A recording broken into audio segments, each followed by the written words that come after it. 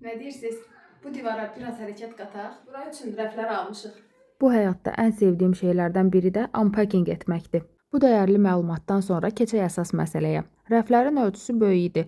Ona görə də kənarından kəsilməli oldu. Bu dəfə əsas işi yoldaşım gördü. Mən köməkçi qüvvə oldum. Zat-ı aliləri ilə tanış olun. Üzünü göstərməyəcəm. Birdən gözləyər.